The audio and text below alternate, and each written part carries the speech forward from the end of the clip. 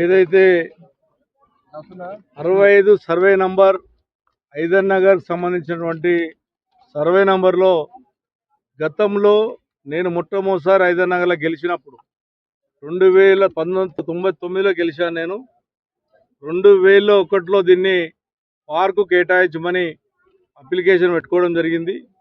చెల్లిగంపల్లి constituency ఇప్పుడు ఆ రోజున Khairatabad constituency Kukatpally municipality first ward ఆ రోజు నన్ను గెలిపించిన ప్రజలు ఆ రోజు ఎక్కడ కూడా పార్కులు లేవు, నిజాంపేట రోడ్ సంబంధించిన పార్కులు లేవని చెప్పి ఆ రోజు ఈ 65 సర్వే నంబర్ని ఎకరా 27 గుంటల ల్యాండ్ ఉంది, దీనికి పార్కు చేయాలని చెప్పి ఆ రోజు హెచ్ఎండిఏ వరకు అప్పుడున్న ముఖ్యమంత్రి గారు చంద్రబాబు నాయుడు గారు కానీ అప్పుడున్నటువంటి మంత్రి విజయరామారావు గారు కానీ నేను వాళ్ళ దగ్గరికి వెళ్ళి కూర్చొని అలాట్మెంట్ చేసినటువంటి ల్యాండ్ ఇది ప్రజల కొరకే కేటాయించిన ల్యాండ్. ఇది సుమారుగా 8,000 గజాల జాగా ల్యాండ్. అందుకొరకే దీన్ని ప్రజలకు చెందాలి అనే ఆలోచనతో ఆ గతంలో అనుకున్నటువంటి ల్యాండ్ ఇవాళ కొత్త కాదు, 24 సంవత్సరాల కిందనే ఇది పార్కు చేయండి అని. ఎందుకు చేయమన్నాము?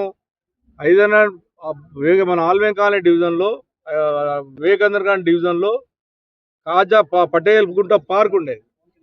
పటేల్ గుంట పార్కును ఆ రోజు కూడా హెచ్ఎండిఏకి ఇచ్చి బ్రహ్మాండంగా డెవలప్ చేసాం. ఇది అబుదులో గవర్నమెంట్ ల్యాండ్ ఉండి దాని ఇబ్బంది అవుతుంది, కబ్జాలు అవుతుందంటే ఆ రోజు అది పార్కును డెవలప్ చేసి ఇది కూడా అలాట్ చేసి హెచ్ఎండిఏకి ఇచ్చాం. అది ఓపెనింగ్ నాడు ఇచ్చినాం. ఈ లెటర్ ఆ రోజే 6 నెలల్లో ముఖ్యమంత్రి నుంచి అఫీషియల్గా లెటర్ తీసుకొచ్చి చేపిస్తే ఆ రోజు 30 గుంటల ల్యాండ్ను ఎకరా 30 గుంటల ల్యాండ్ 65 నంబర్లు ఉండేది. దాన్ని పంచనామా చేశాం. ఆ రోజు పంచనామా చేసిన నాడు 3 గుంటల ల్యాండ్ లేదు, అంటే ఎకరా 30 గుంటలలో 3 గుంటల ల్యాండ్ అటు ఇటు కబ్జా అయిందంటే ఎకరా 27 గుంటలు పంచనామా చేసి మొత్తం ఆఫీసులో పెట్టి పంచనామా చేసి హెచ్ఎండిఏకు హ్యాండ్ ఓవర్ చేశాం. ప్లాన్ కూడా చూడండి, ప్లాన్తో సదా ఇచ్చాం. కానీ చాలా కబ్జా అయిపోయింది. ఆ కబ్జా రోజులు పెట్టిరు ఏంది కానీ నిరుపేదలు కొనుక్కున్నారు. ఇప్పుడు ఉన్న ల్యాండ్ అయినా కాపాడాలి అనేటువంటి బాధ్యత ప్రభుత్వం మీద ఉంది. మీరు అమ్ముకుంటా పోతాం, మీరు చూసుకుంటా ఊకోమంటే ఊపిన ప్రసక్తి ఉండదు. నేను ఇవాళ వచ్చింది ఎందుకంటే నా రాజకీయ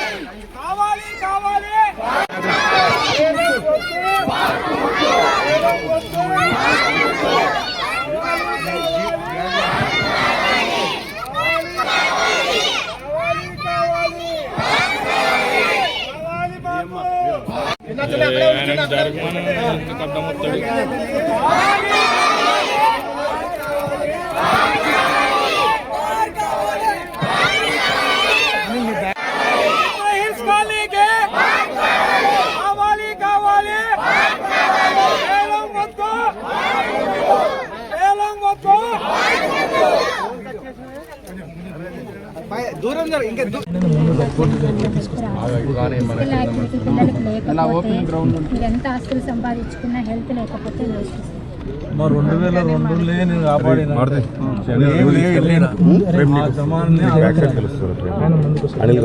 2002లో మొత్తం